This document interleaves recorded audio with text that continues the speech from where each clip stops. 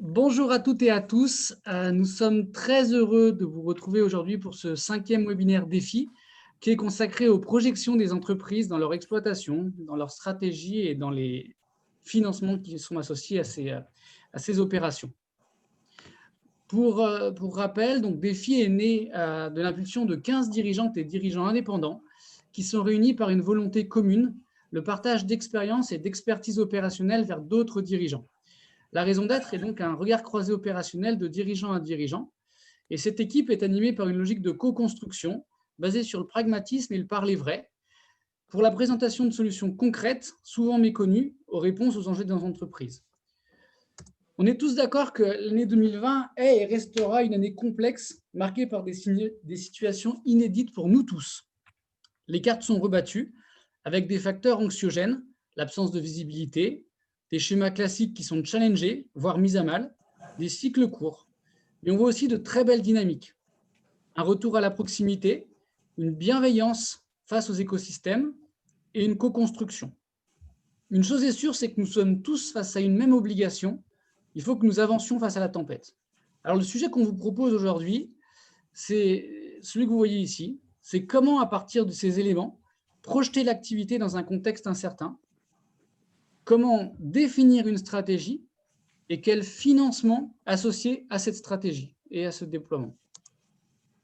Un programme aujourd'hui qui va être construit en 1h15 avec un certain nombre de participants que je vais vous proposer, mais avec un objectif qui est clair. C'est en partant de situations et d'expériences vécues par les uns et par les autres, nous allons vous dresser un panorama, présenter des fonctionnements agiles qui sont en place, qui sont concrets, et qu'on a pu vivre sur cette crise ou sur d'autres crises qui vont avoir des facteurs en commun.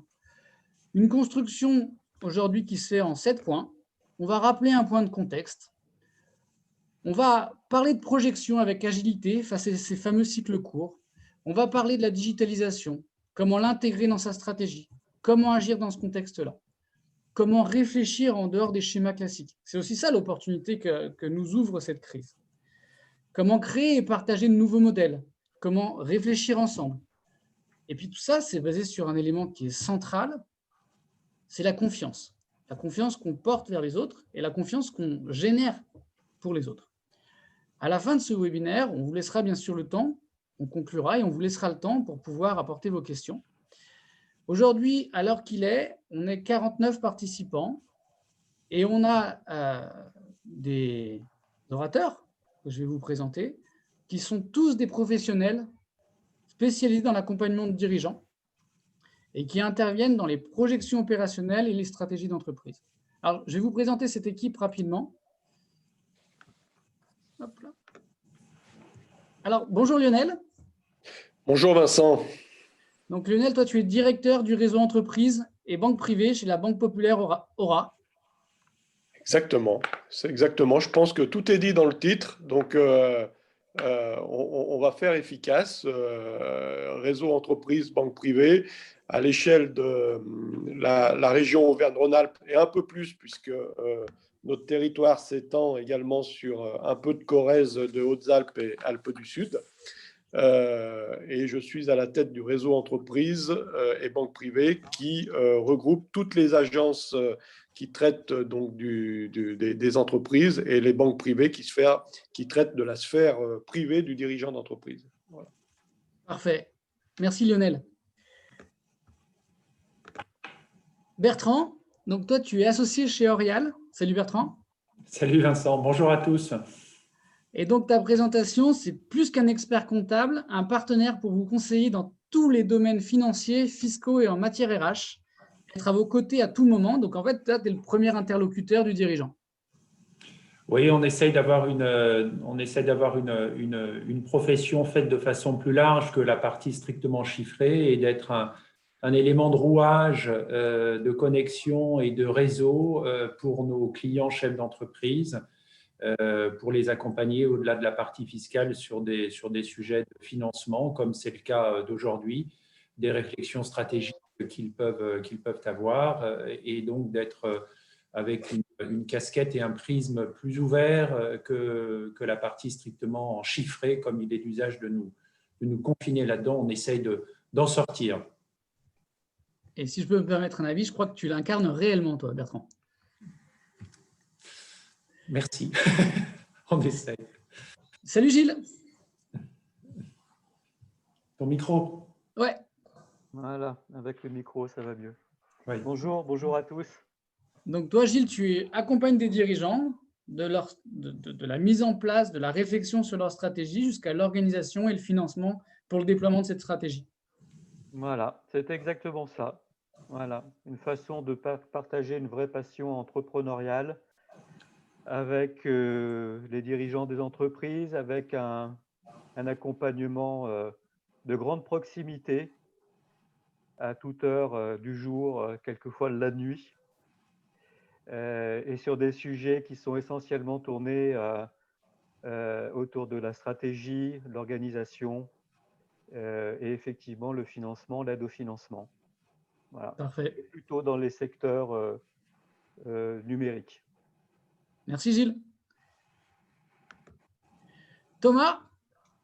Bonjour à tous et à toutes.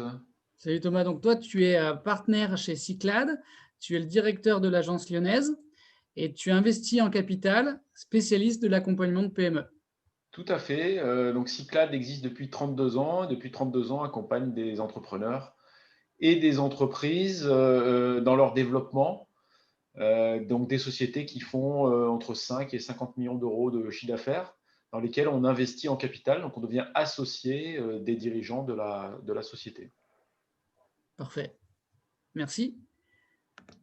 Cédric. Bonjour Cédric. Bonjour. Toi, tu es partenaire chez 8 Advisory, un cabinet de conseil en transactions, restructuring et transformation, cabinet français indépendant, et c'est très important, qui est présent en France et à l'international.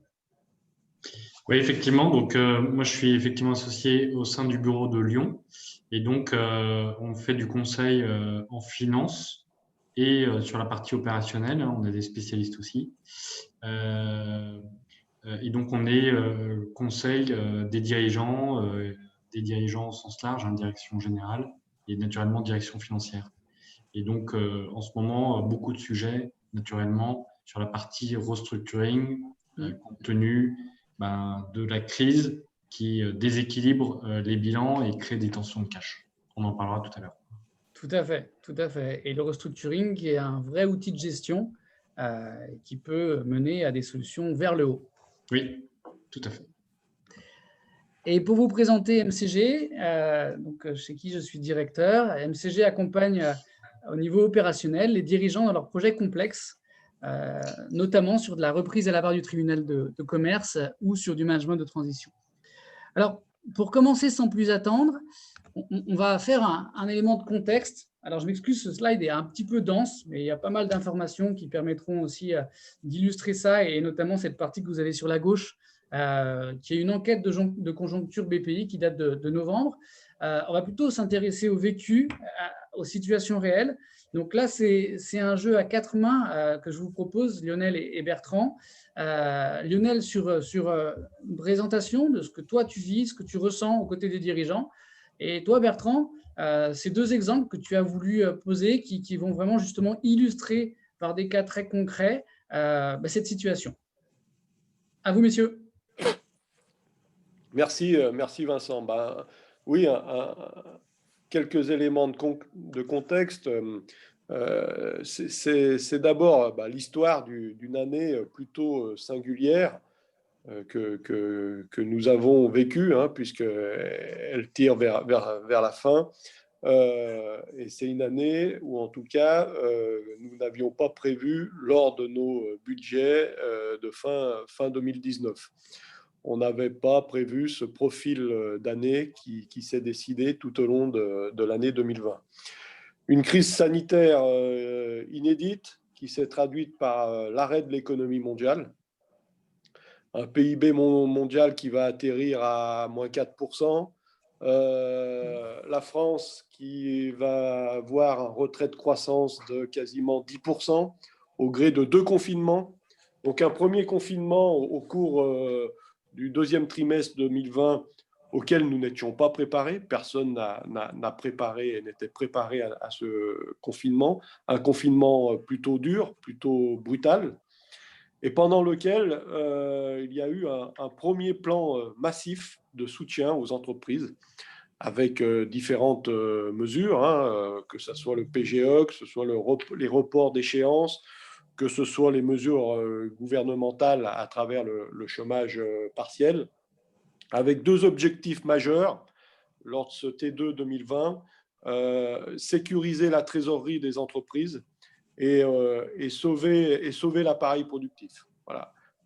L'appareil productif du premier trimestre 2020, on devait le retrouver au sortir du premier confinement.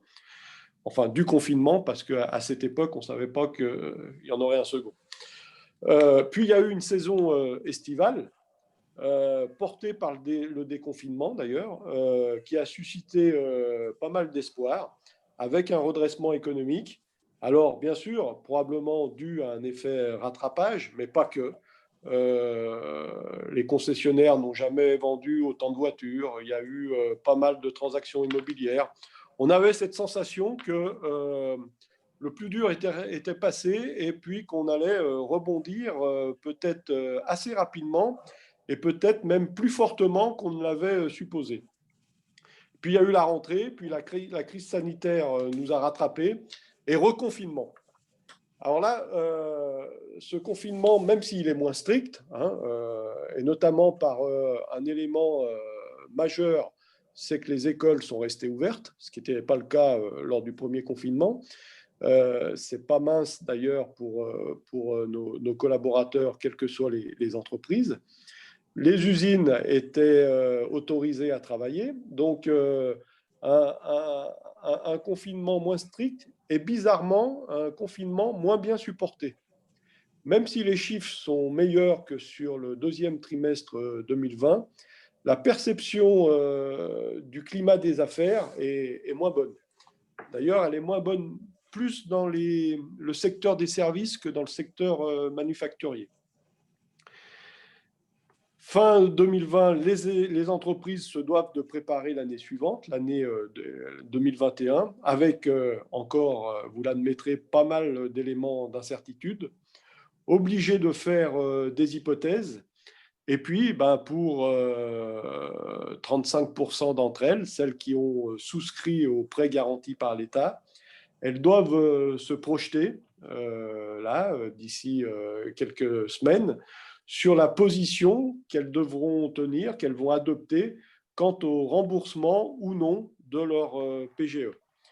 Et là, forcément, par rapport à cette interrogation, se reposent les questions du niveau d'activité, du niveau de rentabilité.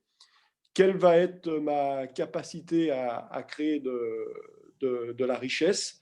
C'est ça les éléments de contexte du moment, donc qui poussent nos dirigeants d'entreprise à s'interroger, à faire différentes hypothèses avec des scénarios divers et variés. Voilà les quelques éléments de contexte actuel et par rapport à la perception qu'on peut avoir de l'état d'esprit de nos dirigeants d'entreprise. Et puis, un besoin d'agilité, un besoin de pouvoir prendre la balle au bond. Je crois que c'est ce que tu veux illustrer, Bertrand, là, avec ce premier exemple que tu veux citer. Oui, absolument. En fait, l'idée, c'était comme tu le présentais en introduction, c'est de parler vrai, et donc c'est de témoigner sur des vraies entreprises qui ont eu des vrais cas particuliers par rapport à notre discussion. Et sur la notion d'agilité et sur la notion de rebond, effectivement, une entreprise qui est dans le domaine du textile et qui, durant la phase du premier confinement, a eu un très, très gros trou d'air, même si elle n'était pas concernée directement par les fermetures dites administratives, elle a eu un très gros trou d'air sur une activité qui, en fait, avait déjà commencé de marquer le pas depuis un certain nombre de mois, voire d'années, mais qui n'avait pas forcément été identifiée comme étant un vrai problème de stratégie. Et donc, la direction se retrouve avec un petit peu d'argent dans le cadre du PGE et puis surtout donc la nécessité de réagir Donc là, de façon peut-être un peu tardive, mais en tout cas de profiter, entre guillemets, de cette situation qui pousse à des décisions et à des réactions plus violentes, enfin plus fortes, plus marquées qu'elles l'auraient été dans un contexte plus régulier. Et donc de se dire, bon, deux phases dans la stratégie. Une première phase qui est de se donner les moyens de passer au travers des gouttes et d'assurer l'alimentaire de l'entreprise, et donc d'aller chercher des commandes. Dans le textile, ça se pratique assez souvent, de ce que l'on appelle des affaires dites en sous-traitance, c'est-à-dire qu'on va apporter de la capacité de production à des entreprises qui ont des besoins, de manière à apporter de la marge, mais pas de travailler sur le portefeuille client et sur la marque de l'entreprise. Ça, c'était la première réaction. Cette première réaction, elle a vocation à donner du temps à cette entreprise pour lui permettre de passer cette période difficile et de construire sa stratégie de rebond. Et donc, on a eu la notion d'agilité, la notion de perspective sur une stratégie différente qui a été prise pendant cette période dans le cadre donc d'une activité traditionnelle que tout le monde connaît bien. Ok. Et puis effectivement, cette question qui est centrale, on sait que 35 à 40% des entreprises ont eu recours au PGE. Ce PGE, c'est une dette qui n'est pas mise face à un développement.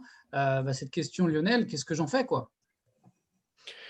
C'est toute l'interrogation. Aujourd'hui, je pense qu'après ce plan massif de soutien, arrive le moment de l'analyse plus personnalisée, au cas par cas, situation par situation. Certaines entreprises vont se voir dicter leur choix.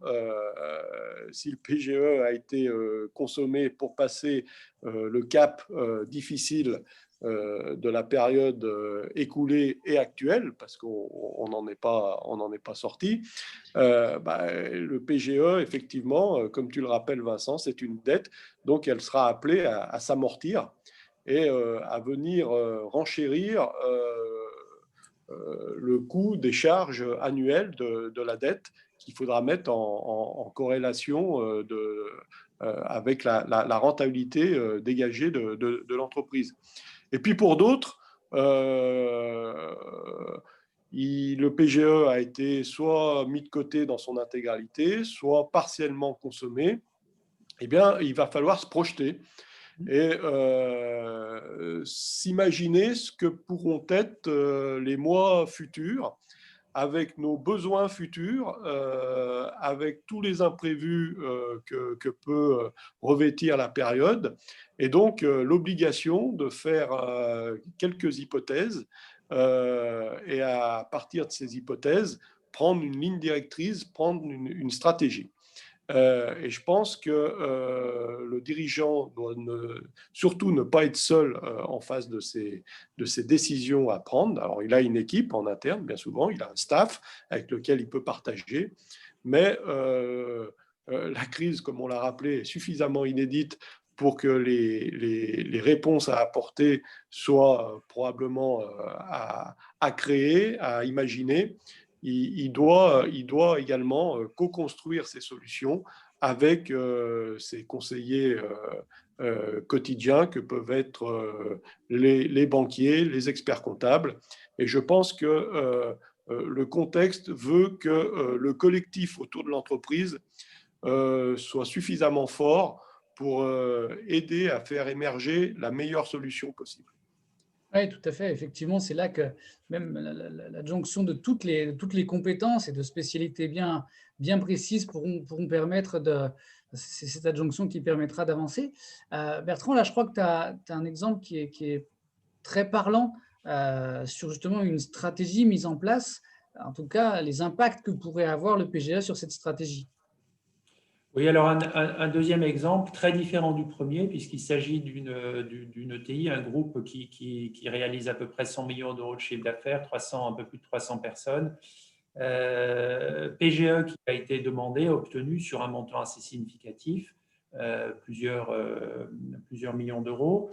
La vocation de ce PGE, ça a été un petit peu le discours que l'on a tenu, que j'ai tenu par rapport que les banques et moi avons tenu par rapport à ce client, c'est de dire on n'a probablement pas besoin, mais on l'aura, et si on en a besoin fin 2020, on pourra agir plus rapidement. Et en fait, se pose aujourd'hui une autre question qui est celle de la stratégie de croissance externe de cette entreprise et qui s'interroge en fin d'année sur le bilan 31 décembre dans lequel doit-on maintenir ou pas le PGE par rapport à des notions issues des agences de notation, des assureurs crédits de la Banque de France. Et donc, on a toute une réflexion. Et Lionel, je te rejoins complètement sur la notion de partenariat où on est en train d'organiser des rendez-vous avec les banques, le pool de banques de ce groupe, pour voir de quelle façon il est plus favorable, soit de refinancer l'acquisition de financer l'acquisition qui est dans les tuyaux avec un financement spécifique et quid du PGE. Donc, je n'ai pas la réponse à l'instant présent, mais en tout cas, on a des réunions et du travail sur le sujet. C'est véritablement la question qui est posée, qu'est-ce que je fais avec mon PGE. Le risque, il est pour cette entreprise d'avoir un recours au financement qui serait minimisé, enfin qui serait limité compte tenu du PGE qui serait maintenu. Voilà. Donc, c'est toutes les questions qui se posent autour de la période actuelle et d'une période dont l'incertitude, on l'a vu avec le deuxième confinement et on le voit pour travailler, moi, sur des budgets 2021, toute l'incertitude qui pèse dans le moral de tout le monde, dans la mesure où on a été très, très échaudé au cours de l'année 2020 et où on se dit, si ce scénario 2020 se reconduisait en tout ou partie ou différemment, mais en tout cas, on sent bien qu'il y a une incertitude très forte et des cycles qui se raccourcissent sur la vie des entreprises. Oui, tout à fait. Et c'est tout l'enjeu. C'est comment je continue, comment je progresse dans mon exploitation et comment aussi je peux me projeter, comment j'investis, comment je développe. Et c'est la première question sur laquelle on va commencer par le quotidien, le day-to-day. Comment j'agis pour projeter mon activité, pour la financer, comment je reste en mouvement. Et là, je vais te donner à nouveau la parole, Bertrand. Tu viens de donner quelques premiers éléments et je te remercie. Voilà, aujourd'hui, on est sur une phase de fin d'année avec des projections, des forecasts. Comment tu sens les dirigeants dans cette phase-là, en 2020 ? Oui, absolument. C'est vrai que le déroulé, il y a des éléments qui effectivement ont été évoqués dans le cadre de ces cas concrets et pratiques. Et la première partie, et là je prends une casquette plus pédagogique, plus traditionnelle de mon métier sur la partie, je dirais, construire des prévisionnels de trésorerie, un prévisionnel d'activité et un certain nombre de conseils et de commentaires sur la façon de faire. Alors, un petit commentaire général qui est la notion de se remettre en cause et qui va de pair avec la notion d'agilité dans la mesure où, comme tu insistes dessus, Vincent, et on le voit bien avec Lionel également, la difficulté d'une visibilité qui est incertaine. On a construit plusieurs versions de budget, que ce soit sur l'exploitation ou que ce soit sur la trésor, au moment de l'arrivée du premier confinement, avec une approche qui était vraiment à la casse. On était vraiment dans une notion de worst case sur les analyses qui étaient faites au moment du premier confinement, en se disant, bon, si vraiment le pire du pire arrive, où est-ce qu'on va tomber ? Et donc, on dégageait un premier scénario qui était extrêmement défavorable. L'idée, c'était dans un premier temps de se couvrir par rapport à une demande qui était faite auprès des banques dans le cadre de la mise en place du PGE. À l'issue du premier confinement, on a commencé d'avoir une visibilité sur une reprise d'activité.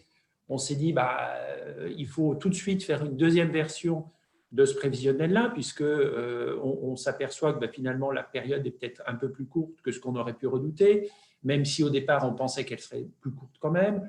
Et puis l'activité, elle est redevenue assez active très rapidement après la sortie du confinement. Donc du coup, on était presque regaillardi. Enfin, on était dans une logique assez dynamique à la sortie du premier confinement. Et puis l'été se passe, on arrive vers un deuxième confinement, donc une troisième version de budget. Et puis pendant le deuxième confinement, on en fait une quatrième parce qu'on se dit oui, quand même, l'année prochaine, qu'est-ce qui va se passer? Voilà. En fait, toujours est-il qu'on a un monde qui est sur des notions d'incertitude qui sont très fortes. Et je dirais le maître mot de cette période, même s'il est difficile à appliquer de façon adéquate pour un certain nombre d'entre nous, c'est la notion d'anticipation.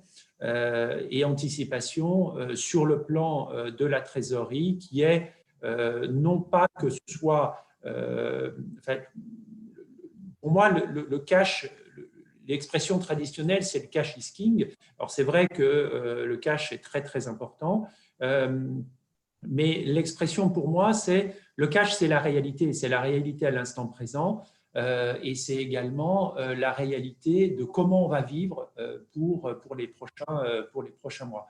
Alors, il y a un certain nombre d'outils qui permettent de bâtir des prévisionnels de trésorerie, des outils traditionnels du type Excel et des outils plus digitaux que Gilles doit croiser régulièrement, des outils plus digitaux qui permettent d'intégrer les flux bancaires et les opérations bancaires dans des logiciels qui permettent de simuler un certain nombre d'hypothèses et de voir comment ces hypothèses se déclinent sur les prochains mois. La difficulté, pour moi, elle est double. Elle est d'une part du paramétrage de ces outils, mais que ce soit du Excel ou que ce soit du digital, les hypothèses sont de toute façon un vrai sujet. Donc, ça demande de se poser un moment et de les bâtir. Et puis le deuxième écueil que l'on voit très régulièrement, c'est la bascule entre un monde qui est celui de la comptabilité traditionnelle, dans lequel on va saisir des opérations qui sont le fruit de ce qui vient de se passer, c'est la matière première, facture, mes délais de règlement, clients, fournisseurs, etc. Et puis à côté de ça, j'ai mon prévisionnel et les deux mondes, il faut qu'ils se rejoignent. Et donc l'idée, c'est d'avoir des outils qui, issus de la comptabilité, viennent alimenter, viennent se déverser dans le débouclement de la trésorerie, de manière à ce que ce prévisionnel de trésorerie vive sur une période glissante. Et c'est là où il y a une vraie difficulté au niveau de la construction de ces éléments-là. Voilà. Donc, pour conclure sur cette partie-là, sur la notion de projection de l'exploitation, des regards qui sont tournés sur 2021, on va dire que 2020 sera une année… pas si on peut l'appeler blanche pour tout le monde, ça serait peut-être un peu désagréable pour certains qui vont y laisser des plumes, mais en tout cas, elle est neutralisée. Et comment on fait maintenant pour aller attaquer 2020 ? Est-ce que 2020, pour attaquer 2021, pardon, et comment on construit avec les outils actuels qui sont nouveaux, qui sont les réponses actuelles, comment on construit 2021 pour regaillardir l'entreprise et que chacun retrouve des volumes d'activité qui soient satisfaisants. Voilà un peu pour le schéma à la fois pédagogique et puis à la fois quelques commentaires personnels sur la situation actuelle.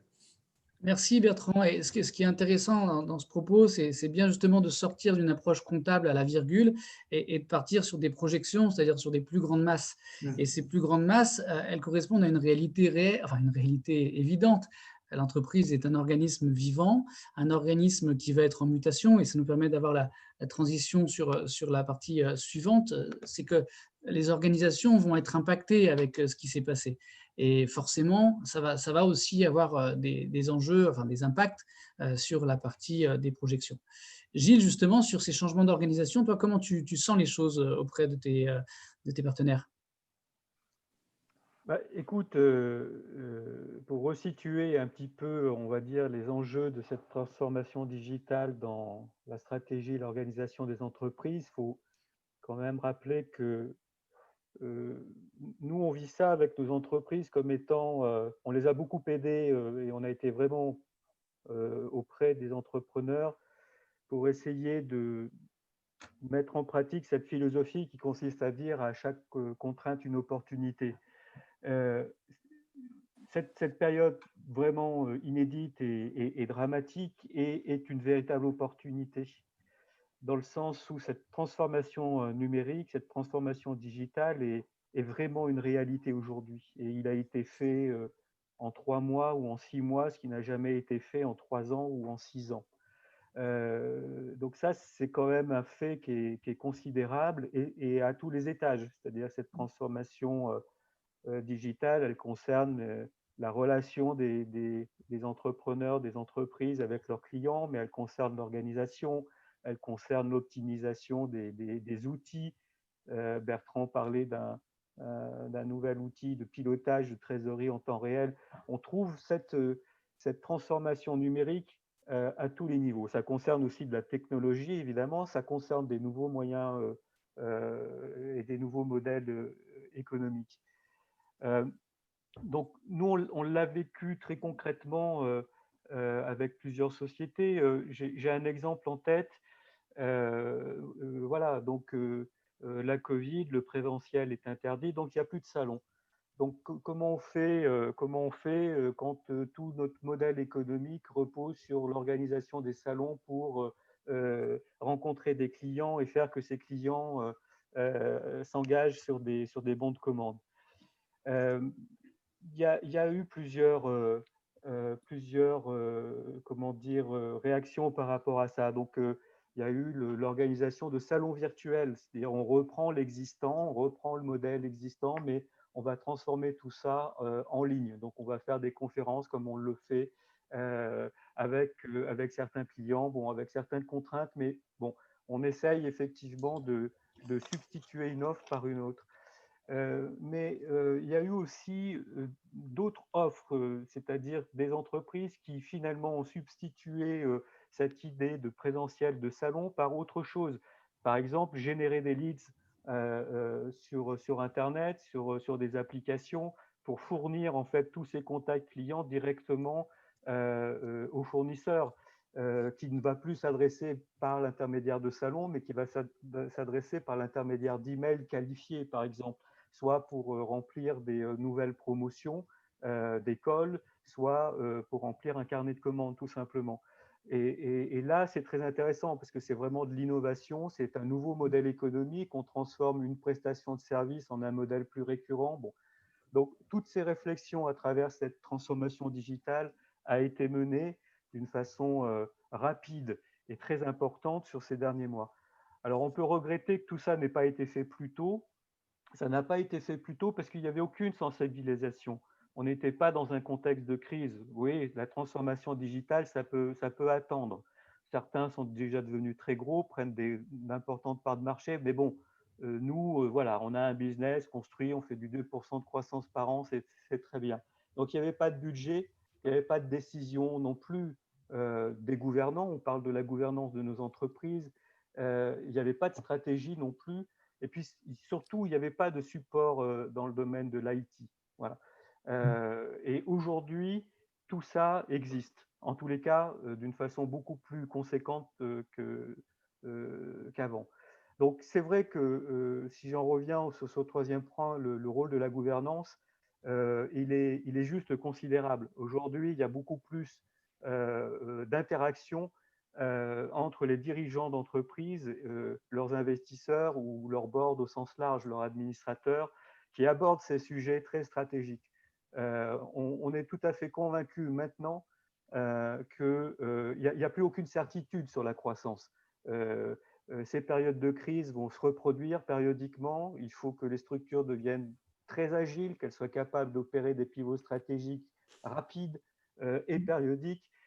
Donc évidemment, tous ces sujets concerne des décisions ensuite qui doivent être traduites très opérationnellement au niveau des structures. Et puis ça concerne aussi beaucoup d'investissements. On en parlera certainement un petit peu plus tard, mais parmi ces décisions, il y a comment acquérir ces compétences digitales. Jusqu'à présent, on pouvait envisager éventuellement de les développer en interne. Aujourd'hui, il faut aussi savoir faire de la croissance externe, aller chercher ces compétences ailleurs qu'au sein de notre entreprise. Donc, on voit que c'est tous ces sujets-là qui étaient un petit peu en suspens sont maintenant dans le cœur de préoccupation de la gestion de nos entreprises. Voilà. Et de plus en plus et de plus en plus rapidement. En fait, ce qui est intéressant de voir là-dedans, c'est qu'effectivement, la transformation digitale est allée extrêmement vite. On est quand même sur un moyen. Hein. La transformation digitale, c'est un moyen qui doit servir une vision, des objectifs. Donc, il faut maintenant passer d'un passage très rapide pour répondre à un go-no-go, hein, un risque d'arrêt total, à une incorporation dans une stratégie plus globale. On est d'accord? Pas totalement. Pas Ce n'est pas totalement. simplement des outils. Ce qu'on est en train de comprendre aujourd'hui, et avec ce retard faramineux qu'on a accumulé dans différents secteurs, comme l'e-commerce, voilà, on sait maintenant qu'il y a que Ségolène Royal qui n'utilise pas Amazon.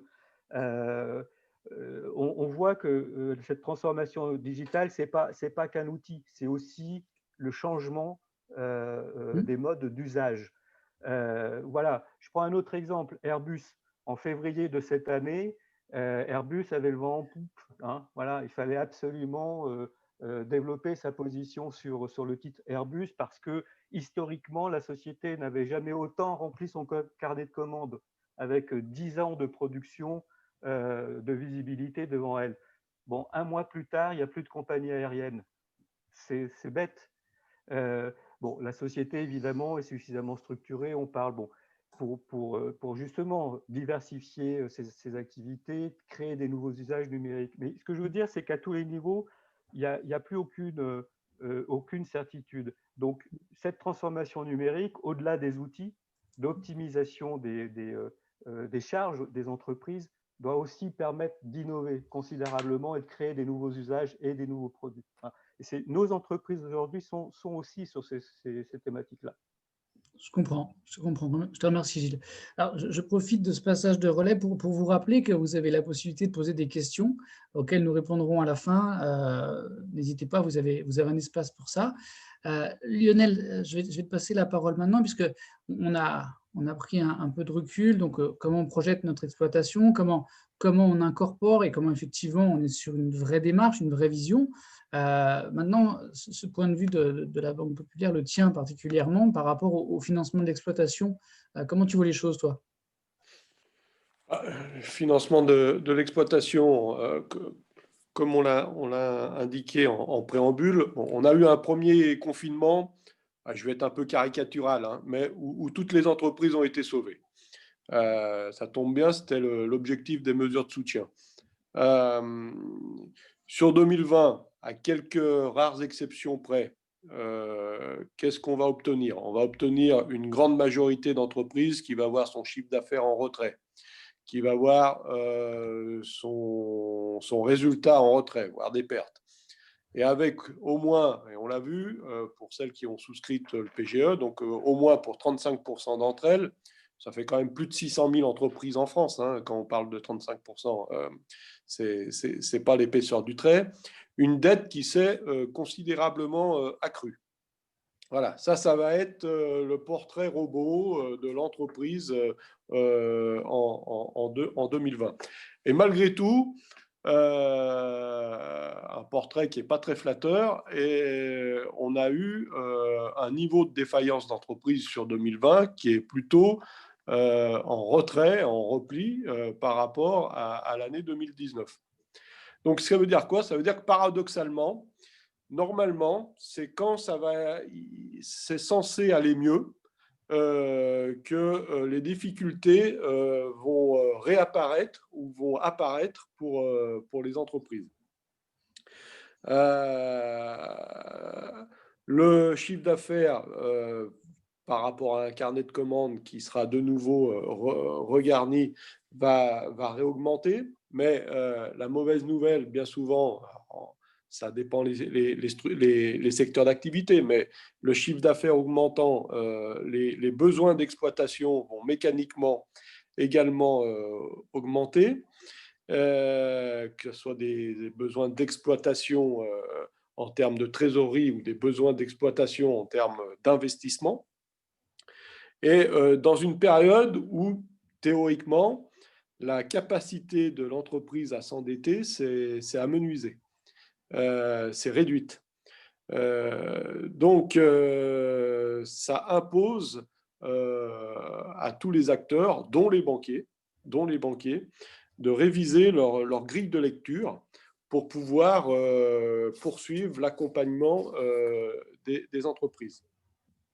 Donc, je le citais tout à l'heure, ça va être du cas par cas. On est plus sur du plan massif de soutien.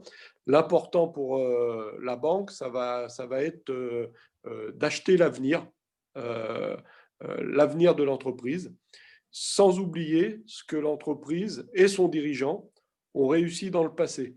La confiance va réellement être l'élément majeur. La confiance dans le dirigeant d'entreprise, dans son équipe. Donc, confiance dans sa stratégie, avec, on l'a vu, différents scénarios, différentes hypothèses, et notre capacité à analyser sa possibilité de rebondir. Ensuite, peut-être, par rapport à cela, effectivement, des solutions vont être apportées, que ce soit des solutions d'affacturage, des solutions de repackaging de dette, je pense qu'on en parlera, des opérations de haut de bilan pour retravailler la solvabilité de l'entreprise, parce qu'après avoir eu comme problématique la liquidité, on a désormais une problématique qui est plus difficile à solutionner, hein. C'est la solvabilité de l'entreprise. La solvabilité, elle est alimentée par la création de richesse et la capacité à s'endetter. Ça impose donc à l'entreprise de peut-être remassifier ses grands équilibres, puisque là, on a eu quelque part un sursaut d'endettement qui n'était pas prévu.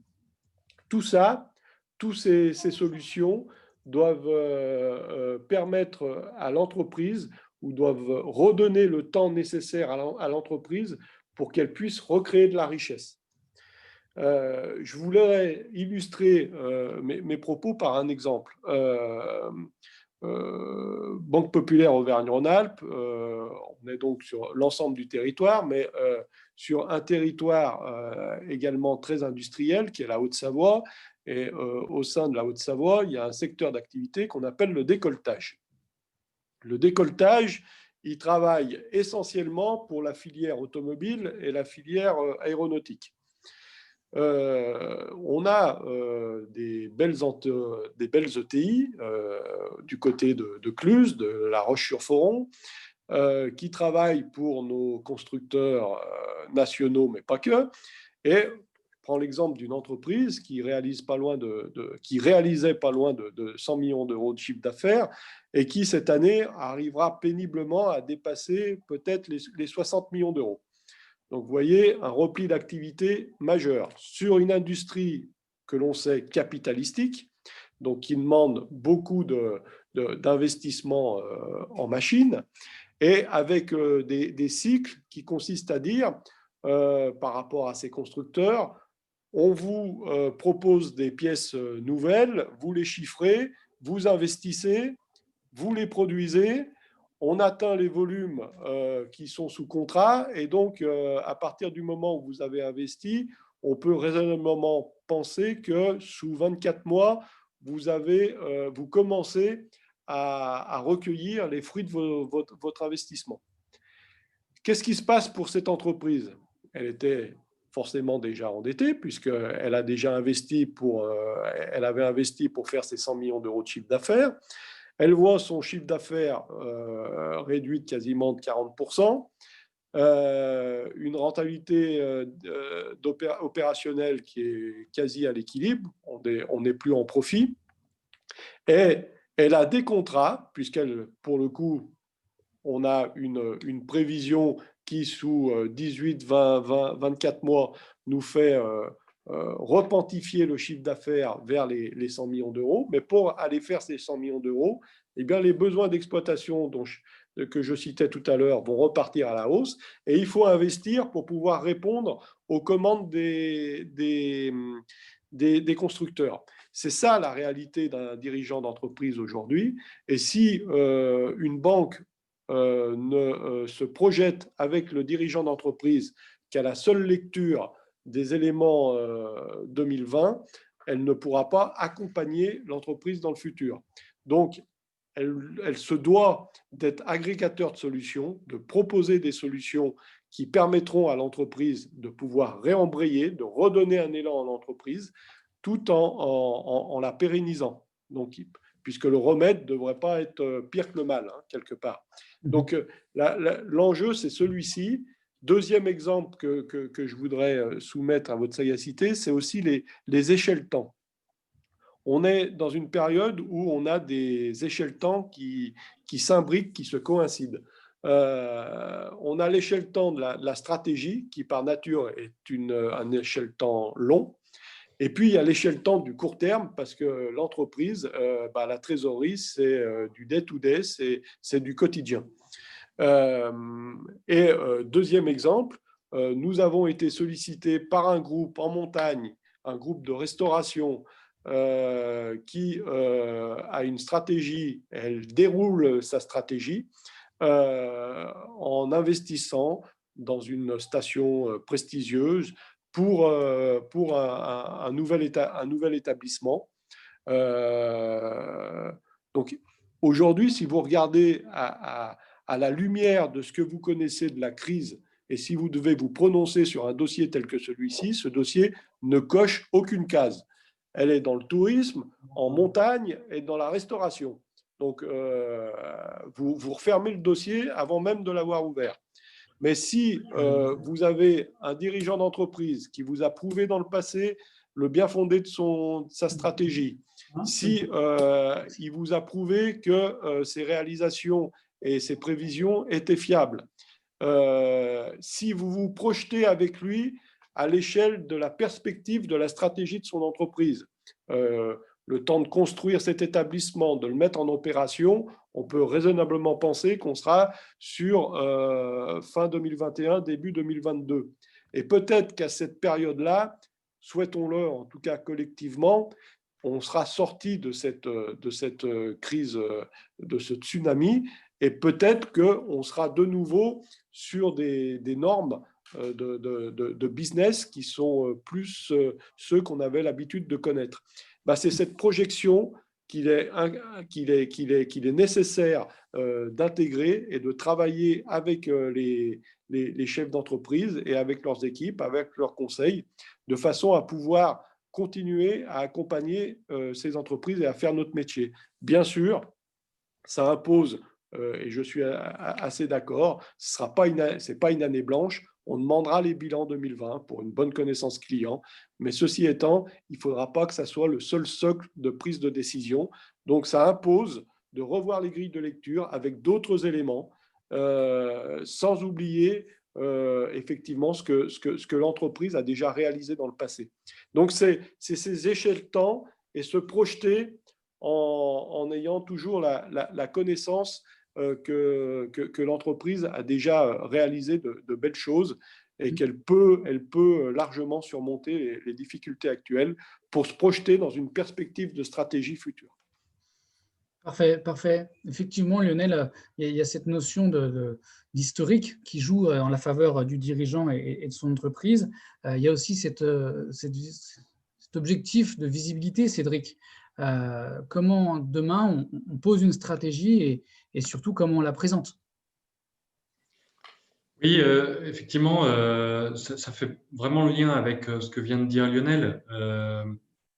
J'ai 3 points. C'est qu'effectivement, pour revenir sur le PGE, il y a un véritable enjeu de remboursement de ce PGE.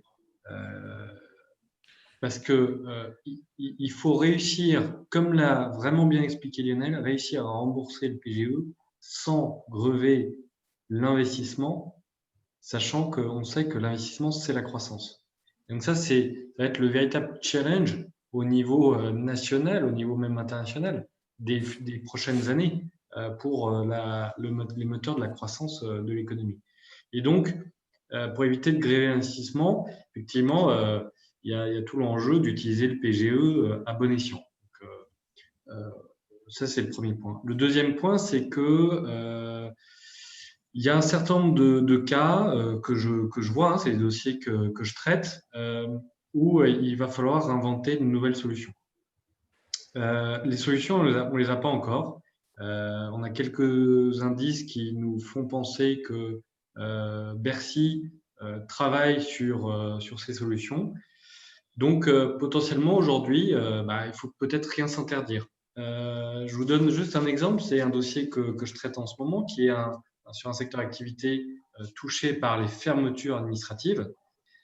On a calculé l'impact de ces fermetures administratives sur la dette nette du groupe. C'est un groupe qui fait 25 millions de chiffre d'affaires, qui avait entre 10 et 12 millions d'euros d'endettement net, d'accord ? Donc l'endettement et plus le cash disponible. On a calculé que l'impact des fermetures administratives, donc l'impact du Covid, allait doubler l'endettement du groupe.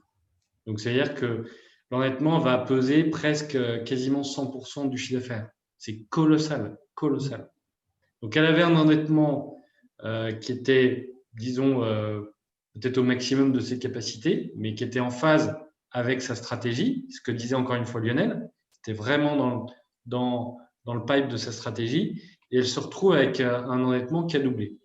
Donc, on est sur ce dossier et il va falloir qu'on ait des discussions avec l'ensemble des créanciers, avec l'État, pour trouver des solutions. Est-ce que les solutions, ce ne serait pas peut-être d'envisager de transformer d'une manière ou d'une autre, quand je dis ça, ce sont des idées, hein, mais le PGE en prêt participatif ou en quasi-fonds propres, quelque chose qui se rembourserait in fine, c'est-à-dire à un horizon 5 à 7 ans, pour peut-être, justement, comme je le disais, éviter d'allouer ce qu'on allouerait en investissement au remboursement du prêt pendant les 5 prochaines années, ce qui générerait de la croissance. Et donc, peut-être que dans 5 à 7 ans, eh bien, la croissance générée pourrait augmenter la valeur de l'entreprise.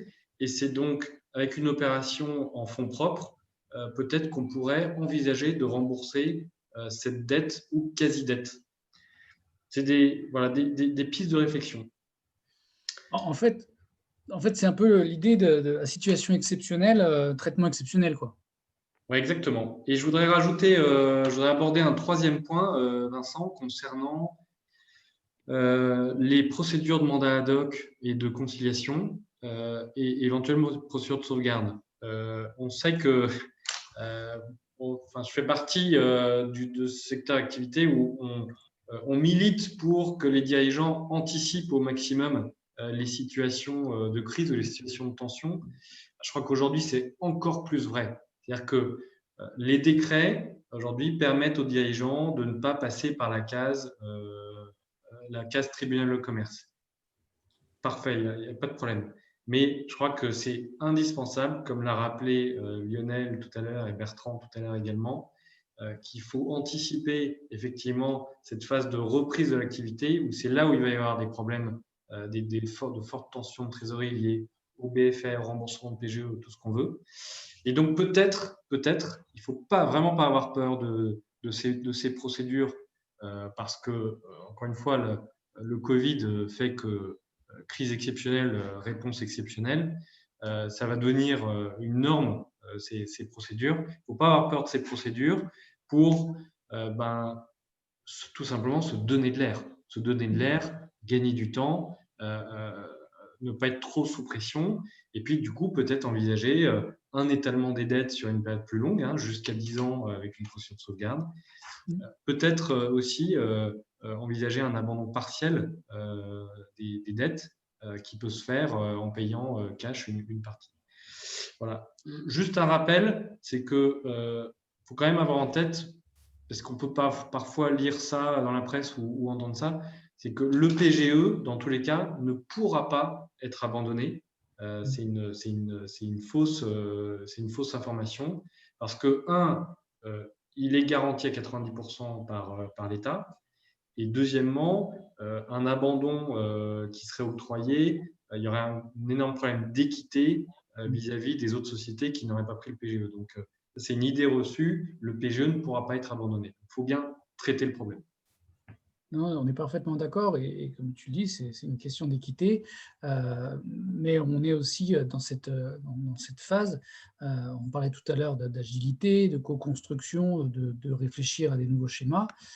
Si on vient sur la question suivante, hein, et je vais te laisser la parole, Cédric, mais aujourd'hui, pour construire de nouvelles perspectives ensemble, collectivement, des fois, le plus utile, le plus judicieux, c'est d'aller réfléchir à des concentrations, des regroupements, quoi. Oui, effectivement, il faut peut-être considérer que cette crise, finalement, c'est un accélérateur de la transformation. C'est-à-dire qu'on ne peut pas rester inactif dans un certain nombre de cas, de figures.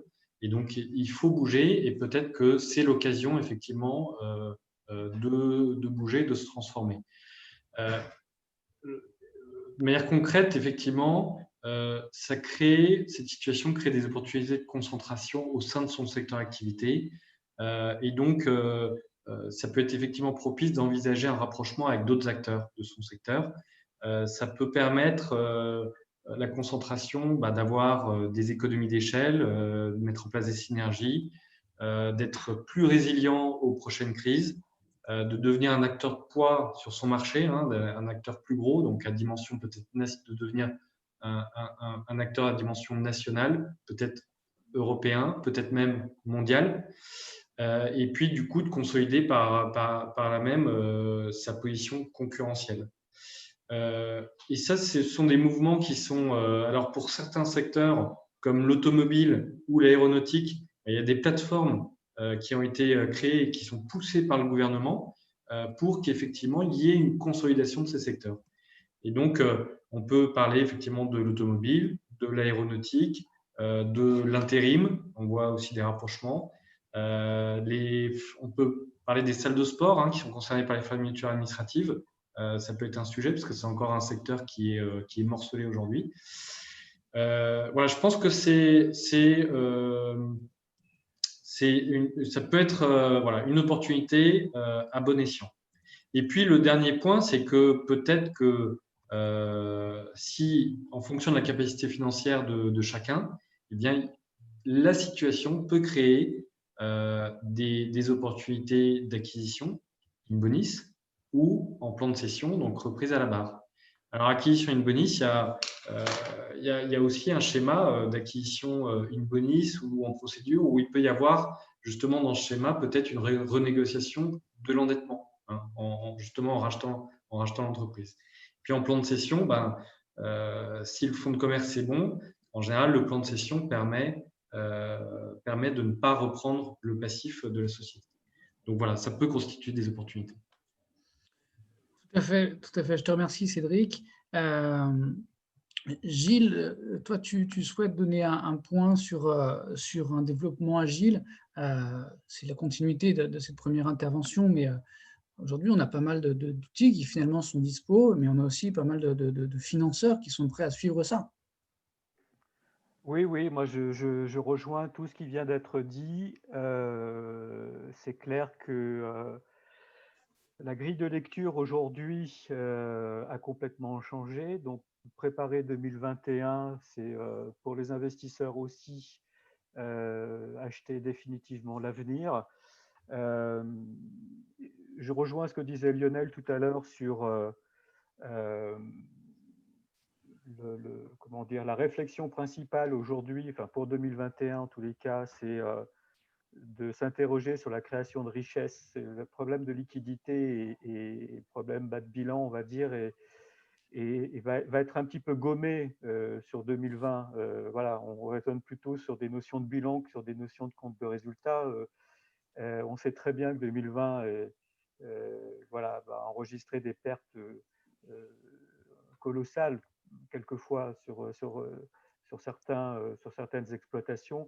Donc là, l'enjeu maintenant, c'est vraiment de revoir tous les relais de création de richesse. Dans cette réflexion, les CODIR, les COMEX ont vraiment besoin d'être aidés maintenant, pour revenir sur le sujet de la gouvernance, par leur conseil d'administration, leur conseil de surveillance, qui justement associe les réflexions aussi des investisseurs. Cette préparation des budgets 2021 est quand même reste vraiment complexe. Voilà, donc si on veut vraiment que tout ça soit opéré dans les meilleures conditions au sein des entreprises, il faut que déjà préalablement les conseils d'administration soient déjà bien certains de leurs décisions. Je rejoins aussi le phénomène de concentration du marché, ça on le vit. Les entreprises doivent revoir leur position concurrentielle. On essaye maintenant de définir des nouveaux véhicules de croissance. Les investisseurs sont à la recherche de ce type de société pour les aider justement à opérer cette croissance qui passe par la croissance externe. Voilà, donc développement des opérations de build-up, ce qui va contribuer à la concentration des marchés. Ça, c'est une très grosse tendance également pour l'année prochaine. Et enfin, Lionel a parlé des banques. Les investisseurs aussi sont vraiment tout auprès de leur entreprise. Voilà. Donc, on va essayer de continuer effectivement à continuer à augmenter les fonds propres des entreprises, soit pour ces opérations de build-up, soit pour leur permettre peut-être effectivement de mieux rembourser leur PGE. Ok, merci. Thomas, on te donne la parole maintenant. Tu accompagnes avec Cyclades, vous accompagnez un certain nombre de participations. Ça nous permet d'avoir un beau panorama de la façon dont ces différentes entreprises et leurs dirigeants ont avancé. Est-ce que tu veux nous en dire plus? Bien sûr. Donc le premier point, c'est qu'on est actionnaire d'une trentaine de sociétés, donc c'est presque l'économie française en miniature. Et parmi ces 30 sociétés, il y en a 2 qui bénéficient de la conjoncture. Donc c'est quand même pas beaucoup, mais il y en a 2 qui sont dans le e-commerce qui ont des croissances très importantes. Il y en a 2 ou 3 pour lesquelles la crise est à peu près neutre. C'est la formation, les énergies renouvelables, l'IT. Et puis, il y en a 25 pour lesquels la crise a un impact négatif. Donc, ça va de j'arrête de croître alors que j'étais une entreprise en forte croissance jusqu'à je perds la moitié de mon chiffre d'affaires pour les entreprises aéronautiques en passant par je fais une année où je limite la casse, je fais moins 5%. Ça, c'est ce que nous constatons.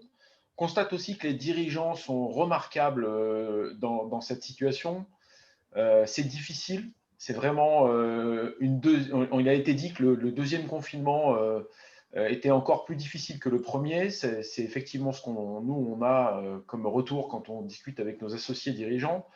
Mais ils sont là, ils sont courageux, et ils sont la plupart du temps, ce qu'on constate dans les PME, peut-être pas toujours le cas dans les groupes, mais la plupart du temps, ils peuvent compter sur des équipes qui sont impliquées et qui sont flexibles, agiles, qu'on peut prévenir le jeudi soir pour organiser la semaine d'après et qui sont disponibles et jouent le jeu. Alors dans ce contexte-là, nous, on est évidemment en soutien des dirigeants. On est très proche d'eux et on les encourage à avancer, à redéployer leurs activités et à anticiper peut-être un plan de croissance externe qu'ils avaient prévu un peu plus tardivement. Pourquoi? Premièrement, parce qu'il y a des situations qui étaient grippées, bloquées, qui se débloquent. Donc, j'ai le cas, par exemple, d'une société dans le matériel agricole qui ciblait une société complémentaire depuis des années, qu'il a dragué, et le cédant de la société complémentaire n'était pas disposé à vendre. Il a pris peur pendant cette année 2020 et il est revenu spontanément pour envisager un rapprochement. Ça ne veut pas dire qu'on va payer la société moins cher. C'est-à-dire financièrement, on va probablement la payer plus cher en multiple. Donc, on va être amené à surpayer peut-être des sociétés. Dans tous les cas, on peut faire l'opération maintenant et on en est très content. Donc il y a des situations qui se débloquent. Et puis, il y a aussi des sociétés qui n'avaient pas de cible, comme celle que je viens de citer, mais qu'on incite à donner des mandats d'achat pour étudier vraiment leur marché et se lancer à l'acquisition de manière un peu plus active que réactive, parce qu'elles auraient étudié des projets qui leur arrivaient sur le bureau, mais là maintenant, il est temps de prendre son bâton de pèlerin et d'être plus actif. Et pour ça, effectivement, on donne des mandats d'achat de façon à screener complètement le marché. Quitte encore une fois, éventuellement, à aller taper sur l'épaule de sociétés qui ne sont pas à vendre et à s'extraire des multiples de valorisation basés sur 2020. Bon, en synthèse, je pense que les investisseurs sont capables et sont volontaires pour raisonner au-delà de l'année 2020. Ça a été dit également par Lionel quand il a pris son exemple de restaurant d'altitude. Il faut faire un mix entre ce que la société était capable de faire par le passé, ce qu'elle a réussi à faire en 2020 malgré les circonstances, et puis il faut jouer le jeu, les accompagner sur le long terme. Et on a notre rôle à jouer pour soutenir l'économie, et on a bien l'intention de le faire. Top, je te remercie Thomas. Je crois que ce que tu illustres très très bien sur ce dernier point notamment, c'est que chaque période de crise est génératrice d'opportunités à condition d'anticiper. D'anticiper, mais également de s'entourer. Sortir des idées préconçues, poser un peu à plat le projet, revoir les choses, faire du test and learn, hein, c'est des systèmes tout simples, mais qui finalement permettent de passer par des modes exploratoires, et puis valider en confiance ces nouveaux schémas. Apprendre en co-construction, fédérer son écosystème, c'est des choses qui fonctionnent. Et puis, c'est ce qu'on voit, nous, en échangeant régulièrement, très régulièrement au sein de Défi. Aujourd'hui, effectivement, on va redéployer en posant un projet financier, mais surtout, derrière, on va devoir le dérouler opérationnellement. Et c'est là qu'on a la capacité de pouvoir accompagner les dirigeants de façon très complémentaire et de façon toujours indépendante, donc en fonction du besoin, sur les différents projets au sein de Défi. Messieurs, on a 3 questions que je voudrais vous soumettre avant de clore ce débat. Déjà, je vous remercie parce qu'on a tenu le délai. On est dans les délais. La première question qui nous a été posée par Bruno est la suivante. Agilité, n'y a-t-il pas surtout un enjeu de définition de plan de continuité incluant des crises de type Covid pour chaque entreprise, petite ou grande, avec une réponse digitalisation et ou autre? Gilles, je te sens partant sur cette question. Non, mais oui, bien sûr, oui.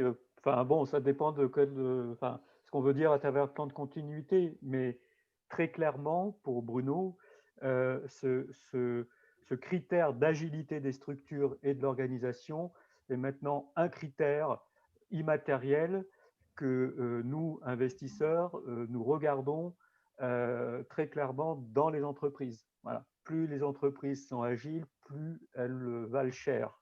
Voilà. Parce que effectivement, il est certain aujourd'hui, suite à cette expérience de la Covid, que les entreprises auront à gérer d'autres crises périodiquement, quelle que soit la nature de ces crises. Voilà. Donc, plus elles disposent d'une organisation souple et agile, et mieux elles seront s'adapter à l'évolution de leur marché d'une manière générale. Voilà. Et effectivement, ça a des conséquences très opérationnelles sur l'organisation, par exemple, des équipes. On a parlé du télétravail, entre autres. C'est qu'un des aspects. Merci Gilles. Deuxième question de Karine. L'impact des procédures collectives sur l'image de marque de l'entreprise dans le cadre de marchés publics. Comment faire pour modérer cet impact? Cédric, je t'ai vu te relever. À toi. Oui, alors c'est tout à fait pertinent comme question. C'est même pas tant sur l'image de marque, hein, c'est pour répondre véritablement aux appels d'offres. Donc clairement, c'est un sujet. J'ai pas de réponse parfaite. Le sujet, c'est utilisons au maximum les procédures de prévention, mandat de conciliation. Il m'est arrivé d'avoir autant de résultats en mandat ad hoc que par une procédure collective, avec l'avantage que la procédure est restée confidentielle. Donc, peut-être que en cette période Covid, on peut justement peut-être surexploiter ces procédures de mandat ad hoc conciliation et du coup essayer d'avoir la même chose qu'on pourrait l'avoir en procédure collective. Et puis sinon, de toute façon, il va y avoir effectivement une vague de procédures collectives. Je pense qu'il faut utiliser la procédure de sauvegarde. La procédure collective est toujours moins bonne. Hein. Clairement, ça abîme le fonds de commerce. Faut pas se leurrer. C'est très clair. Maintenant, quand il n'y a pas le choix, je pense qu'il faut savoir utiliser cette procédure de sauvegarde en outil de gestion. Je ne sais pas effectivement comment. J'espère en tout cas que les autorités ou en tout cas ceux qui émettent les appels d'offres vont reconsidérer effectivement ces situations parce que ça me semble effectivement ultra nécessaire. Ouais, surtout que 3 points dans ce que tu dis où je vais tout à fait dans ton sens. Le premier, c'est qu'on n'y vient pas par plaisir, c'est-à-dire que le fonds de commerce, il est déjà amoché. Ouais. Simplement, on le préserve au mieux. Oui. Le deuxième point, c'est dans le cadre de la sauvegarde, on peut encore concourir aux appels d'offres publics. Et moi, j'ai eu le cas d'une boîte qui faisait une boîte de formation qu'on a mis en procédure de sauvegarde et qui a maintenu l'ensemble de ses marchés, qui a pu arrêter son plan de sauvegarde et qui continue à avancer, quoi.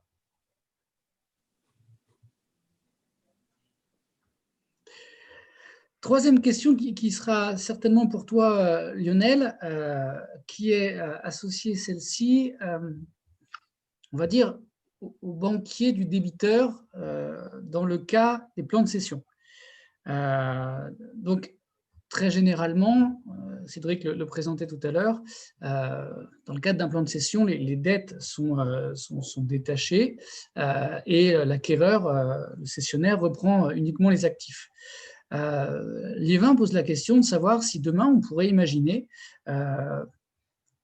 continuer une construction avec le banquier, le financeur du débiteur. Est-ce que aujourd'hui c'est quelque chose qui peut s'envisager de ton côté? J'ai pas entendu le prénom, c'est Yvan qui pose cette question. Liévin. Liévin. Oui, Liévin, il met la barre un peu haute. Je comprends le sens de sa question. Aujourd'hui, ce qui se propose aux banques, c'est que le métier de banquier, c'est d'apprécier le risque. Et donc, apprécier la qualité de la contrepartie à qui on prête pour avoir le plus de chances possible de pouvoir recouvrer l'argent, les capitaux qu'on lui a confiés. Le schéma qu'il propose aujourd'hui, très honnêtement, ne serait jamais validé par une direction des risques au niveau. Elle peut être validée en bilatéral avec un exploitant qui aurait envie d'accompagner Mais ce schéma de financement tel qu'il remonterait aujourd'hui, on sait qu'on a deux directions qui sont gardiens du temple au niveau des expositions en risque, sont les directions des crédits dans chaque banque et direction des risques.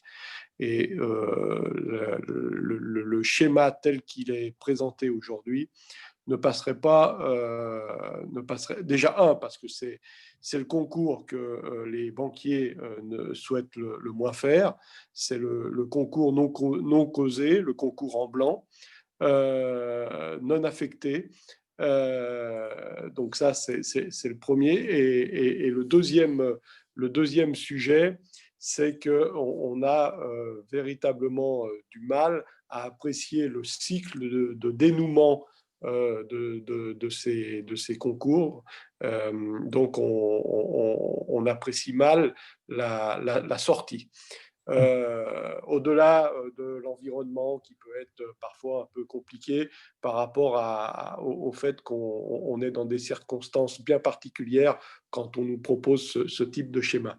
Donc, c'est dommage de finir ce webinaire par quelque chose qui n'est pas j'aurais préféré répondre positivement, mais je crains de ne pas pouvoir apporter une réponse qui est probablement celle qu'aurait souhaité Liévin.